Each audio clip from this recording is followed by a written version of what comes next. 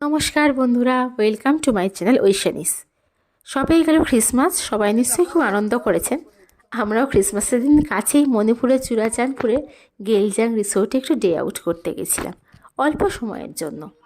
রিসোর্টটা ভীষণ সুন্দর জানেন তো, পাহাড়ের কোলে জলরাশি, আর সেই জলরাশি কি অদ্ভুত সুন্দর নীল রং। আর এখানকার আকাশটাও ভারী সুন্দর, আকাশের রংটা ভীষণ সুন্দর। কলকাতার আকাশের রংটা যেন এত সুন্দর আমার লাগে না। আসলে এটা তো আনপলিউটেড ভার্জিন প্লেস, এই জন্যই হয়তো এত সুন্দর। দাঁড়াবি না। রিসোর্টে একটা রেস্টুরেন্ট আছে, আমরা ফোন করেই গেছিলাম, কিন্তু ওনাদের হয়তো বুঝতে কোনো অসুবিধা হয়েছে।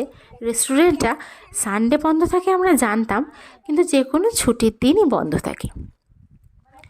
ওখানে আপনারা গিয়ে বোটিং করতে পারবেন। নর্থ ইস্টে যেটা স্পেশাল ব্যাম্বু সুইং দেখবেন, ব্যাম্বু সুইংয়ে চড়বেন।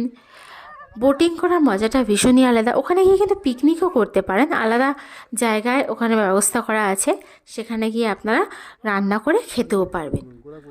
তবে রেস্টুরেন্টটি মনে রাখবেন, আমরা নিচে ডিটেলস দিয়ে দেবো। রেস্টুরেন্টটি কিন্তু যে কোনো ছুটির দিন বন্ধ থাকে এবং সানডেও বন্ধ থাকে। তবে এখানকার মানুষগুলো কিন্তু বড়ই ভালো। আমরা শুনেছি না পাহাড়ের মানুষগুলো ভালো হয়, সত্যিই তাই।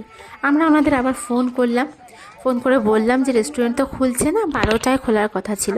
ওনারা বললো খুলবে না। তারপরে বললাম আমরা তো ফোন করেছিলাম, খুলবে বলেছিল।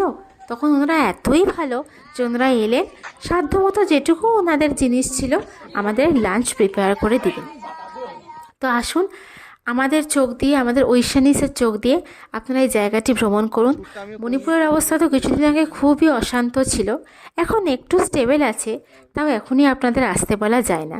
আরও কিছুদিন পর যখন মণিপুর চিত্রাঙ্গদার দেশ পুরোপুরি শান্ত হয়ে যাবে, তখন ঘুরে যাবেন এই চিত্রাঙ্গদার দেশে। আর অবশ্যই আমার চ্যানেলটি সাবস্ক্রাইব করবেন, বেল আইকনটি প্রেস করুন। চলুন দেখে নিন এই অপরূপ সুন্দর লেকের সৌন্দর্য। ভালো থাকবেন।